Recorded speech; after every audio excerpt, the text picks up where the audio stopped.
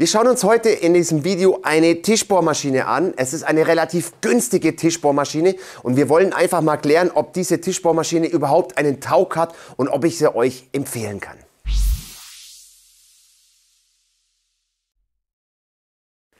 In jede Grundausstattung einer Werkstatt gehört ja eigentlich eine Bohrmaschine. Eine Tischbohrmaschine, eine Ständer- bzw. Säulenbohrmaschine. Doch nicht jeder hat diesen Platz für eine Ständerbohrmaschine. Und aus diesem Grund schauen wir uns heute einfach mal eine Tischbohrmaschine mal genauer an. Eine relativ günstige.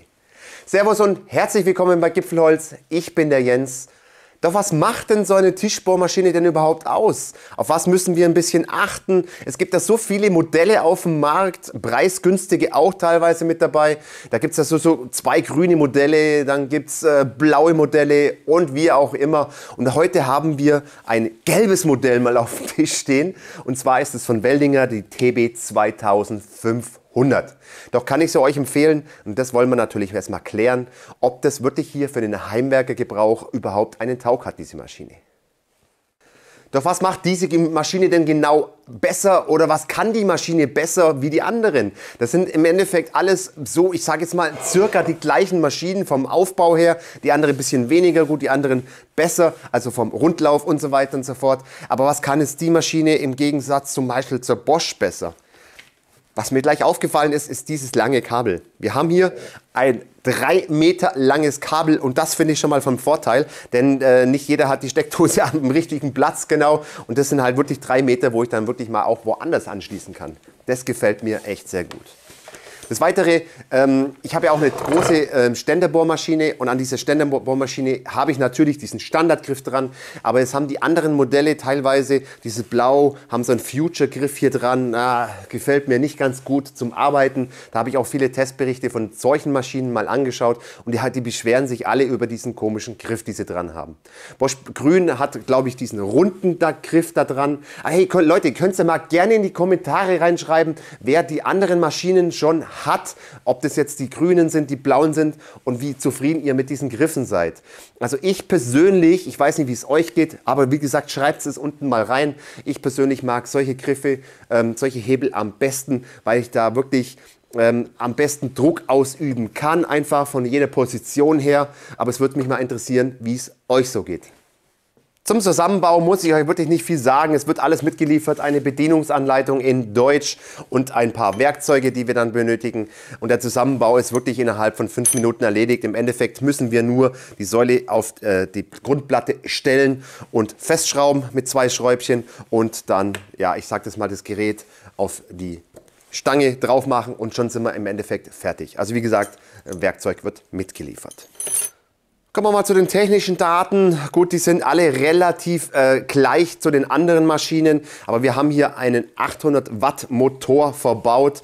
Wir haben ein Zweigang-Getriebe, das wir hier einstellen können. Wir haben Drehzahlen von 200 bis 2500 Umdrehungen pro Minute und wir haben eine stufenlose Drehzahlregelung.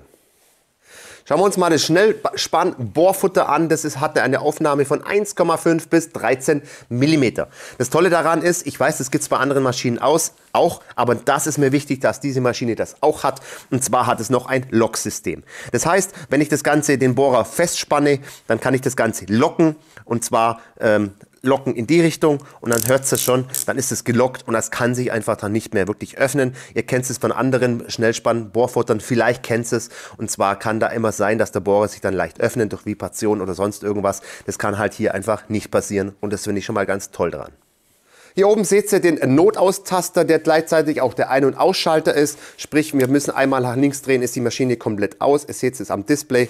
Wenn wir jetzt einmal nach rechts drehen, ist die Maschine an. Und einmal noch weiter nach rechts wäre die Maschine unter Funktion. Das heißt, sie würde laufen. Ja, unten im Display seht ihr eine Drehzahlanzeige. Die ist ja stufenlos von 200 bis 2500 Umdrehungen pro Minute regelbar auf Gang 1 und Gang 2. Und wenn man dann nochmal drauf drückt, dann haben wir den elektronischen Tiefenanschlag bzw. Tiefenmessung. Das heißt, wenn man jetzt das Ganze auf 0 setzen würde und man den Kopf bewegen würde, dann seht ihr genau, wie tief ihr bohren würdet. Wir haben auch einen manuellen Tiefenanschlag, den zeige ich euch aber gleich nachher nochmal. Daher können wir das ganze Laserkreuz einschalten. Mal schauen, ob das überhaupt genau ist. Aber ich halte jetzt nicht wirklich viel von Laserkreuzen. Aber gut, hat sie auf jeden Fall mal. Und hier können wir noch die Beleuchtung einschalten, wo die Arbeitsfläche beleuchtet wird. Dieses kleine Rädchen ist für den mechanischen Tiefenanschlag, den seht ihr gerade noch so im Bild hier oben. Und zwar ist es dann so, wenn ich jetzt dann runtergehe ein bisschen und den Tiefenanschlag einfach öffne, dann fällt der automatisch runter und würde dann, wenn man es wieder schließt, einfach an der Stelle stoppen. Also das heißt, man kann dann das Ganze auch messen, wie tief man bohren will und kann dann den mechanischen Tiefenanschlag hier setzen. Dieses Rädchen hier unten ist dafür da, dass ihr die Maschine nach oben und unten rollen könnt. Und zwar müsst ihr es einmal öffnen und das Rad bewegen. Und wir können dann die Maschine hier an unserem Hebel, können wir das Ganze dann von der Höhe verstellen. Natürlich sollte bei jeder Tischbohrmaschine auch ein Schraubstock verwendet werden. Ich meine, Weldinger hat jetzt hier als Zubehörteil, kann man solche Schraubstöcke kaufen. Und ich muss jetzt ganz ehrlich sein, der ist echt auch wirklich super genau, muss ich sagen. Also da eiert gar nichts rum, es wackelt auch gar nichts rum. Also den kann ich euch unten natürlich auch mal verlinken. Der gefällt mir echt sehr gut, dieser Schraubstock hier. Und das kann ich euch natürlich nur empfehlen, dass man dann, wenn man auch gerade bei Metall oder so, dass man so einen Schraubstock immer verwendet beim Bohren. Ich habe jetzt die Tischbohrmaschine jetzt einfach mal festgespannt, denn sie wird einfach nicht hier stehen bleiben, aber für den Test reicht das auf jeden Fall. Wir haben hier 4 Bohrungen drin, da können wir die Maschine auf den Tisch schrauben. Das kann ich euch natürlich empfehlen, das habe ich nämlich vorhin vergessen zu erwähnen. Die Maschine wiegt nur 9,4 Kilo. Das heißt, es ist nicht so wie eine Säulenbohrmaschine, die schon mal ein krasses Eigengewicht hat hier. Das haben wir hier nicht, deshalb ist es natürlich sinnvoll, wenn ihr die Maschine auf dem Tisch schraubt, damit sie sich nicht mehr groß hier bewegen kann. Gut, ich habe jetzt hier mal in den Schraubstock 10 mm Stahl eingespannt. Da werden wir jetzt mit dem 8. Bohrer einfach mal mit der gewissen Drehzahl reingehen. So Tabellen gibt es im Internet, könnt ihr einfach mal googeln. Und da könnt ihr dann die passende Drehzahl einfach einstellen. Das müsst ihr dann auf jeden Fall machen, weil jedes Material hat eine andere Geschwindigkeit drin. Aber der Vorteil an so einer Tischbohrmaschine ist natürlich, dass wir stufenlos regeln können. Also werden wir es mal reingehen. Danach werden wir uns natürlich auch noch den Neigungswinkel anschauen, was da passiert. Und ob das jetzt alles hier im Winkel ist und so, das schauen wir uns aber alles nachher mal an.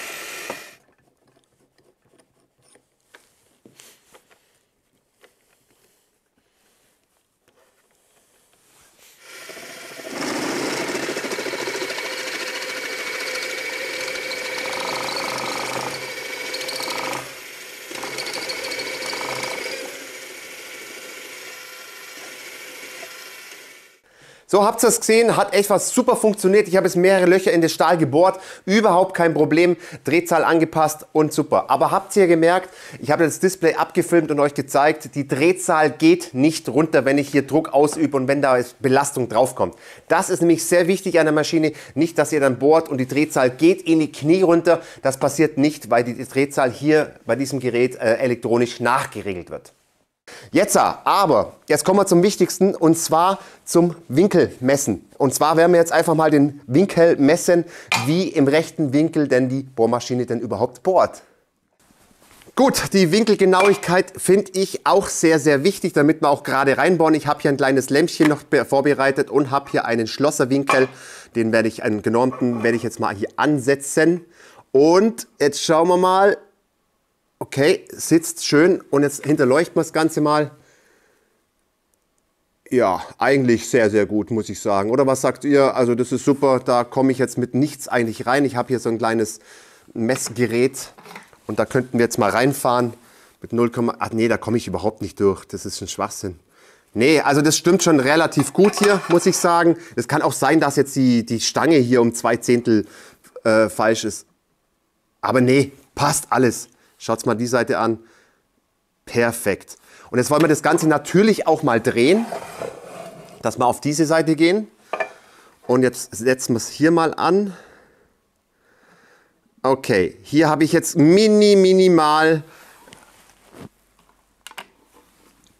könnt ihr es sehen, minimal bin ich hier weiter offen und das wollen wir jetzt mal reingehen. Ich habe hier so Messgeräte da und jetzt suchen wir uns mal was Dünnes raus. Ein 0,2 suchen wir uns jetzt einfach mal raus und fahren da mal rein, da komme ich nicht durch.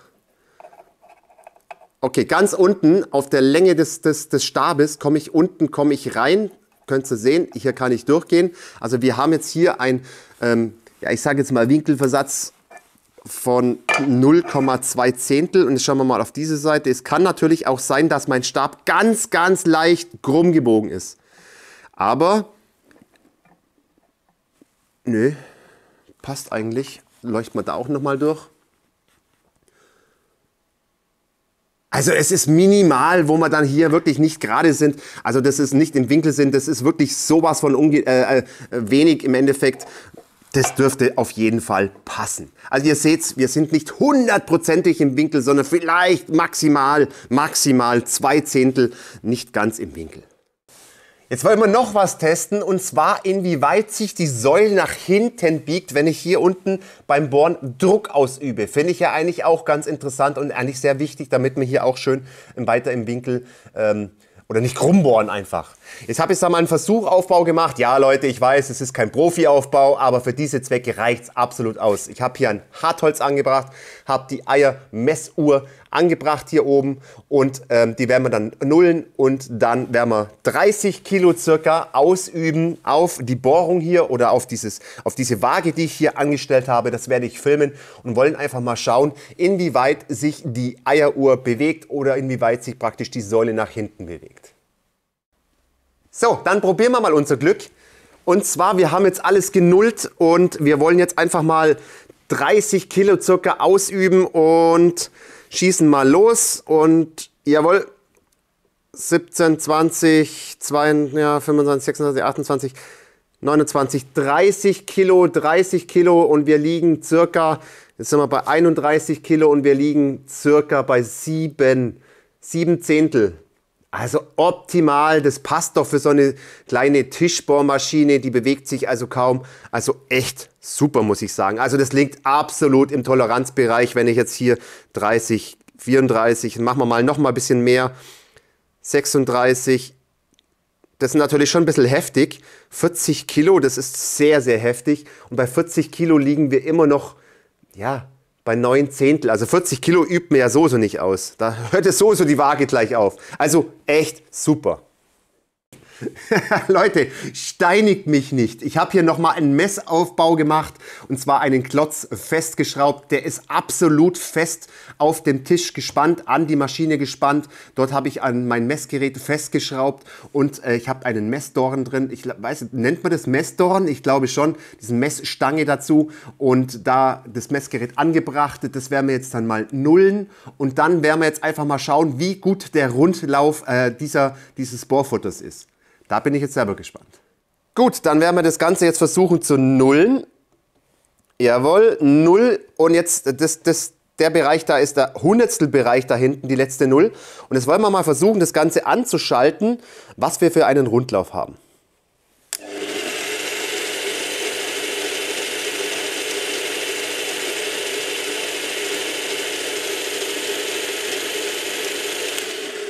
Also wir liegen da wirklich absolut im Hundertstelbereich. Ihr habt es gerade gesehen, wir haben einen maximalen Ausschlag gehabt von 9 Hundertstel.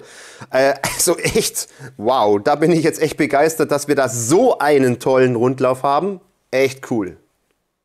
Was mich jetzt so richtig dringend interessieren würde von euch, schreibt es mal unten in die Kommentare. Was für Bohrständer, Tischbohrmaschinen habt ihr im Einsatz? Welche Marke? Wie zufrieden seid ihr mit der Genauigkeit? Und so weiter und so fort. Ballert mal unten alles bitte in die Kommentare rein.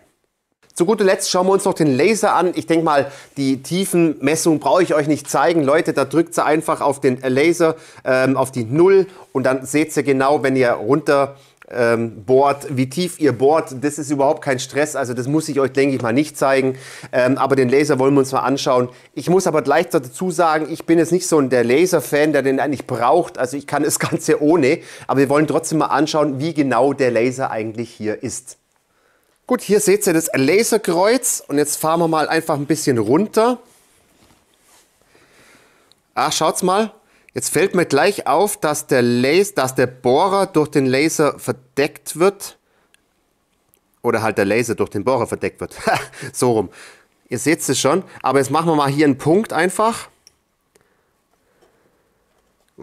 Das war zu fest. Machen wir es jetzt gleich lieber nochmal. Also fahren wir runter. Also das ist das Einzige, was mich jetzt ein bisschen stört an dem Laser, dass der Bohrer das Ganze verdeckt hier. Machen wir nochmal einen kleinen Punkt hier. So, und jetzt fahren wir langsam hoch und ihr seht, ah ne, das ist eigentlich wirklich, super. Also ihr seht es selber, der Punkt ist genau da, wo das Laserkreuz ist. Aber halt, wie gesagt, wenn ich weiter runter fahre, sehe ich es halt dann wirklich nicht mehr, weil es durch einen Bohrer verdeckt wird. Aber sonst stimmt es eigentlich schon relativ gut, muss ich sagen. Eins ist mir noch aufgefallen beim Arbeiten jetzt bei Schüssel. Ihr wisst ja, das hat ja eine LED-Beleuchtung. Diese LED-Beleuchtung soll den Arbeitsplatz ein bisschen beleuchten. Ich weiß, hier im Studio ist natürlich jetzt super, super hell, das ist ganz klar. Aber wenn ich das Ganze jetzt auch hier anschalte, ihr seht es selber, man merkt nicht wirklich viel Unterschied. Also ihr seht es hier an der Platte, dass es dann hier ein bisschen heller wird. Aber ich sage jetzt mal so, die könnten ein bisschen stärker sein, die LEDs. Aber sonst, gut, ich habe hier kein Problem, weil ich es ja hell genug habe. Jetzt wollt ihr natürlich von mir noch ein Fazit wissen und das bekommt ihr jetzt auch. Ich persönlich bin positiv angetan von der Maschine. Man muss die Preis-Leistung einfach sehen, denn die Winkelgenauigkeit ist schon richtig gut. Der Neigungswinkel, das war im Hundertstelbereich, echt mega. Der Winkel hier unten, der Bohrwinkel, ja gut, okay, da waren wir jetzt 2 Zehntel weg. Also auf der Achse waren wir 2 Zehntel, auf der anderen Achse waren wir eigentlich wirklich super genau. Das ist das Einzige, aber ich sage jetzt mal 2 Zehntel auf der Bohrerlänge, das ist echt absolut noch in Ordnung für den Preis. Was mir ja wie gesagt nicht so gut gefällt, das ist jetzt hier diese LED-Beleuchtung, die könnte ein bisschen stärker sein. Also im Endeffekt, ich brauche sie eh nicht, weil ich habe hell genug hier, aber es könnte echt ein bisschen stärker sein. Das zweite ist vielleicht nur Jammern auf hohem Niveau, was ich noch habe zum Sagen, und zwar die Arbeitsplatte unten.